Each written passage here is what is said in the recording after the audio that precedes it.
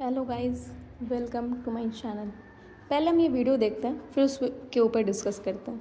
हम कोरोना के समय भी एकजुटता से ऐसी चुनौतियों का सामना कर चुके हैं। अब हमें फिर से उसी तरह तैयार रहने की आवश्यकता है। धीरज के साथ, संयम के साथ, शांत मन से हमें हर चुनौती का मुकाबला करना।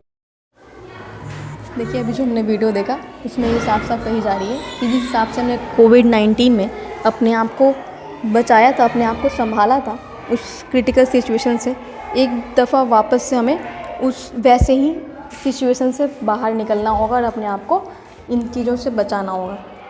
इंटरनेशनल एनर्जी एजेंसी ने भी ये चीज़ कह दी हुई है कि उन्होंने लॉकडाउन 2.0 जारी कर दिया।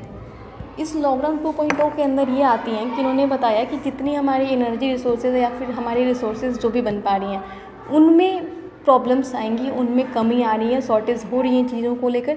तभी उन्होंने ये एक विज्ञापन अपना जारी किया।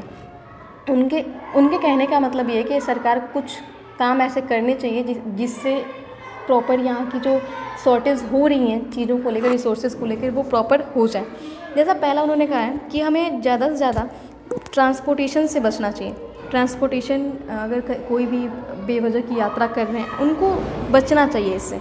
दूसरी बात उन्होंने कही है कि जहाँ पे भी ज़रूरत हो रही कंपनीज़ अगर मैनेज कर पा रही हैं वर्क फ्रॉम होम, देन उनको वर्क फ्रॉम होम करना चाहिए, सो दैट ज़्यादा उनको आने जाने की प्रॉब्लम नहीं होगी। तीसरी बात कि जो लोग भी गैस चूल्हे वगैरह का इस्तेमाल कर रहे हैं वो इलेक्ट्रिक वाले के शिफ्ट हो जाएं। शिफ्ट होने से ये होगा कि हमें थोड़ी बहुत चीज़ें बनेंगी और बनने से क्या होगा कि हम कहीं ना कहीं उस चीज़ को और लंबे टाइम तक यूज़ कर पाएंगे।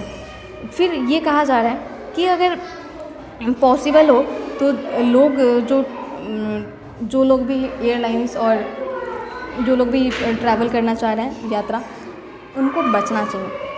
एंड सिर्फ यहीं पे बात ख़त्म नहीं हो जाती, बात यहाँ इससे और भी आगे है कि कहीं ना कहीं हमें फाइनेंशियली इशू देखने मिल सकती हैं, फाइनेंशियल प्रॉब्लम हो सकती हैं।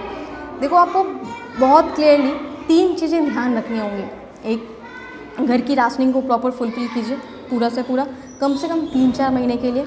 दूसरा, आपको अपने पास कैश रखने पड़ेंगे, कम से कम 3-4 महीने के लिए रखना पड़ेगा। एंड तीसरी बात कि जो भी एलपीजी की इशू हो रही है उसको लेकर आप जल्द से जल्द इलेक्ट्रिक वाले चूल्हे पे शिफ्ट कर जाएं। इसी में आपकी भलाई है, क्योंकि ये जिस हिसाब से चीज़ें चल रही हैं हमें नहीं लग रहा कि हम इससे बहुत जल्दी निकल पाएंगे।